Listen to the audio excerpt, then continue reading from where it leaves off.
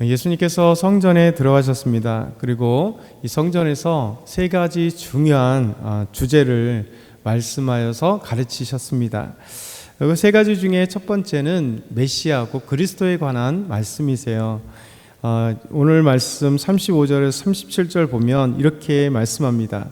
예수께서 성전에서 가르치시되 대답하여 이르시되 어찌하여 서기관들이 그리스도를 다윗의 자손이라 하느냐. 다윗이 성령이 감동이 되어 친히 말하되 주께서 내 주께 이르시되 내가 내 원수를 내 발 아래 둘 때까지 내 우편에 앉았으라 하셨도다 하였느니라. 다윗이 그리스도를 주라 하였은즉 어찌 그의 자손이 되겠느냐 하시니 많은 사람들이 즐겁게 듣더라. 아멘. 어제는 한 서기관이 예수님께 질문을 했을 때 예수님께서 그의 지혜롭게 또 질문에 대해서 또 대답하는 걸 보면서 참 지혜롭다 칭찬하셨습니다. 하나님의 나라가 너에게 멀지 않다 이렇게 말씀하셨습니다. 그런데 곧 예수님께서 성전에서 말씀하실 때 서기관들이 말하는 그리스도에 대해서 예수님께서 그의 잘못을 지적하고 있습니다. 어떻게 보면 전체적인 지적이에요. 이 말씀은 분명히 구약 성경에서 우리가 또 신약 성경에서 말씀하시는 주제와 예수님 말씀하는 건 좀 다른 느낌이 듭니다. 왜냐하면 구약 성경엔 메시아 곧 구원자가 신약 성경으로 얘기하면 그리스도가 분명히 다윗의 자손으로 오리라고 약속이 되어 있거든요. 그리고 신약의 아주 중요한 주제도 다윗의 자손 예수라는 이 주제가 고백되었을 때 예수님께서 메시아 곧 그리스도라는 사실을 보여주는 겁니다. 근데 오늘 말씀 보게 되면 예수님께서 그리스도가 어떻게 다윗의 자손이냐 이렇게 반문을 하세요. 그러면서 다윗이 그리스도를 주라 칭했는데 어떻게 다윗의 자손이 되겠냐 이렇게 얘기합니다. 그러면 구약 성경에서 하나님이 약속하신 그 말씀 그것이 틀린 얘기인가? 그러면 예수님께서는 자신이 그리스도가 아니란 얘기인가? 다윗의 자손이 아니란 말인가? 이렇게 우리가 반문하게 됩니다. 오늘 예수님께서 말씀하시는 이 내용은 그의 정체성에 대해서 이야기하시는 그 정체성.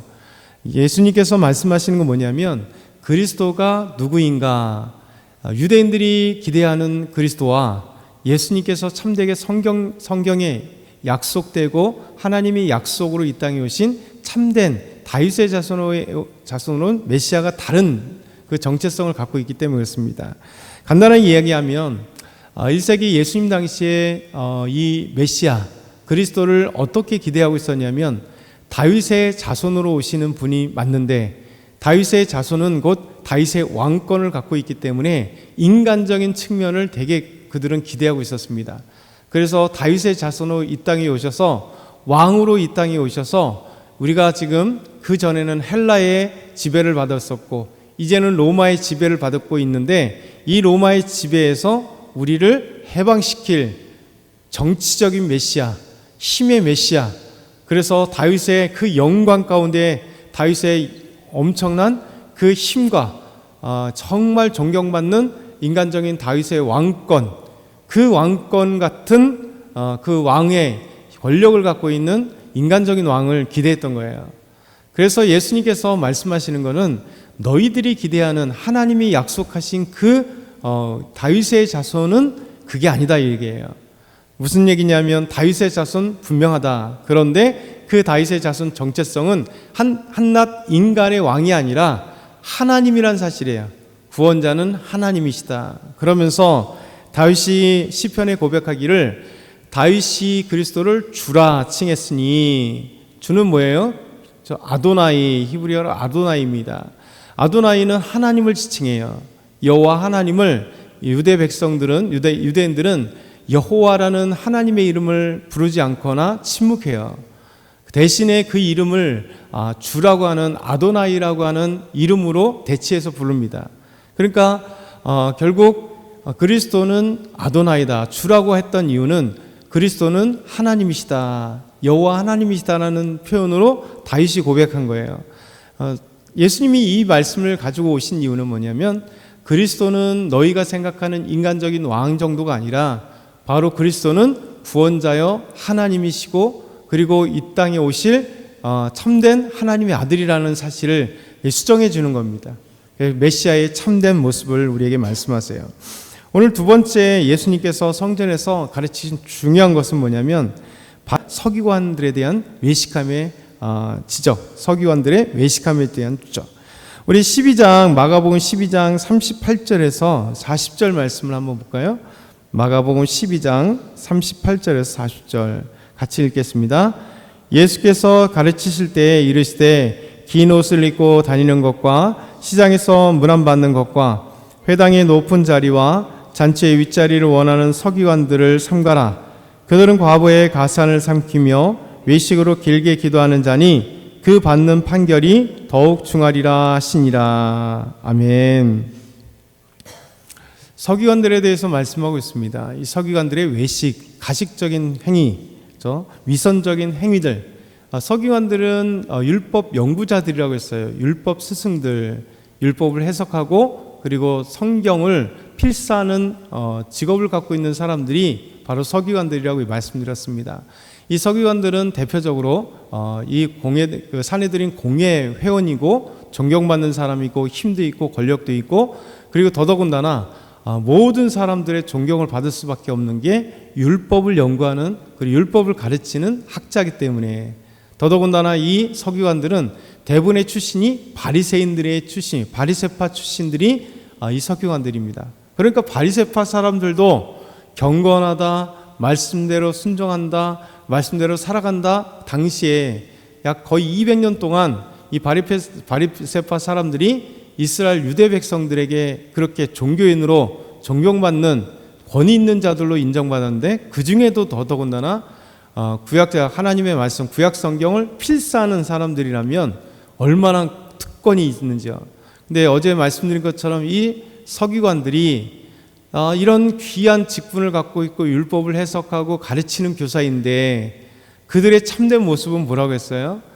그 안에 탐욕이 가득한 자들, 경제적으로 엄청난 부를 누리며 힘을 누리는 그런 자들이라고 말씀드렸습니다. 그 말씀이 오늘 말씀에 예수님께서 그들을 비판하는, 그들을 삼가라는 말씀 중에 나와요. 이 서기관들은 어떠냐?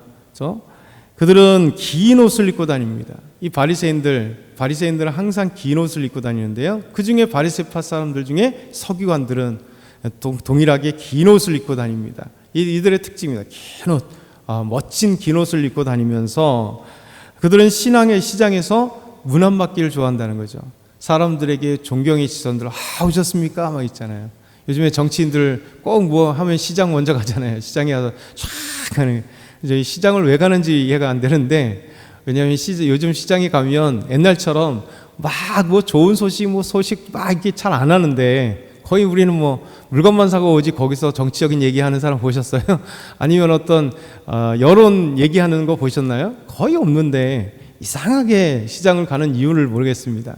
어찌됐든 간에 시장에 가면 뭐 유명한 사람 정치인들 대표적으로 시장에 갈 때 예전에 뭐 우리 어렸을 때 보면 뭐 이게 5일장이다 뭐 이런 시장 가면 동네 사람들이 전체 뭐 그 군 사람들, 읍 사람들 다 모이는 거잖아요.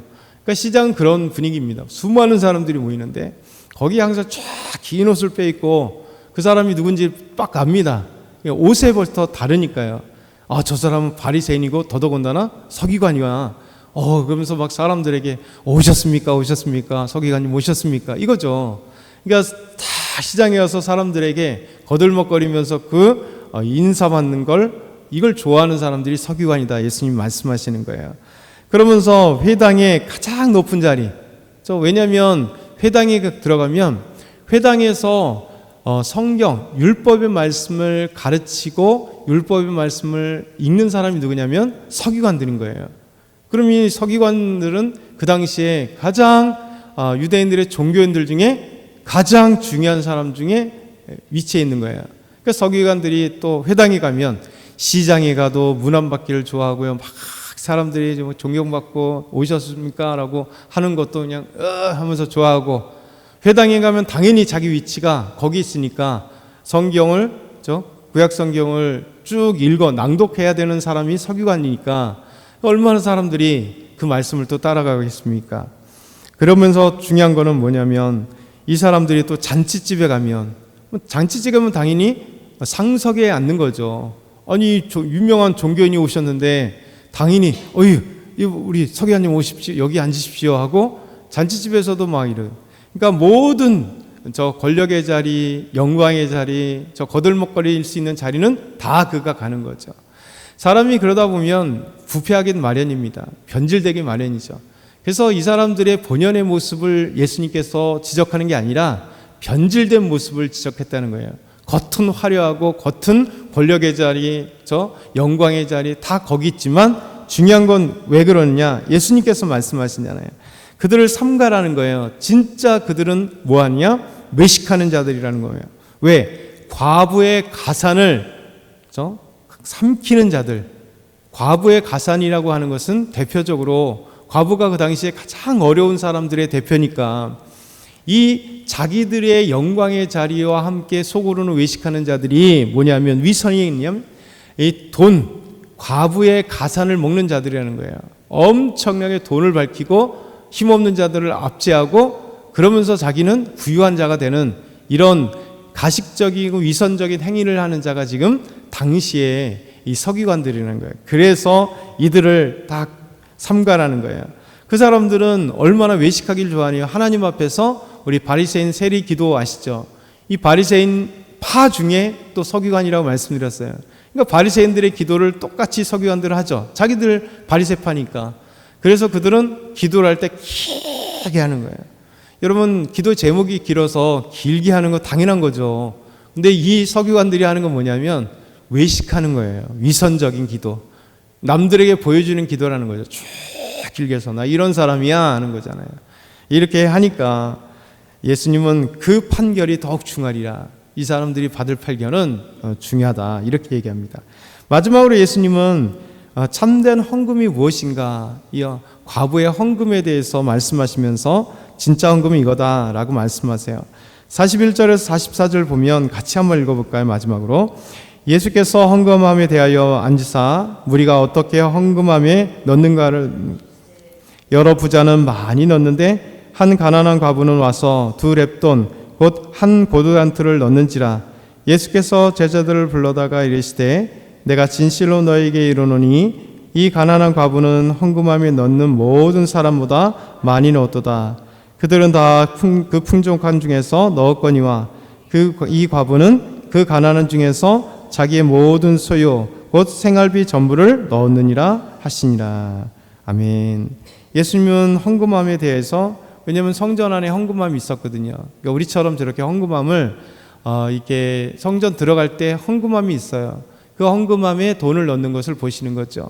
예전에도 말씀드렸지만 이 헌금함은 돌로 돼 있어요. 돌로 깎아가지고 이제 헌금함이 들어있는 거죠. 우리처럼 지폐가 있는 시대가 아닙니다. 다 동전입니다. 그렇죠? 쇠로 만든 동전, 그러니까 가장 싼 거는 이제 동으로 만든, 구리로 만든 거, 그리고 쇠로 만든 거, 그리고 이제 은으로 만든 거, 금으로 만든 게 이렇게 있습니다. 그러면 작은 헌금과 큰 헌금은 이 크기의 차이가 있어요. 그리고 아까 말씀드린 종류 차이, 철이냐 아니면 은이냐 아니면 금이냐에 따라 중량 무게가 달라지고 소리가 다릅니다. 그러니까 생각해 보세요. 랩돈은 지금의 한 100원, 200원 정도의 작은 돈입니다. 그러니까 최고로 작은 단위의 돈이에요. 우리나라 작은 돈이 1원이잖아요. 이제 1원은 아니면 보통 5원, 5원도 아니니까 이제 10원 이렇게 되잖아요. 그런 거와 똑같습니다.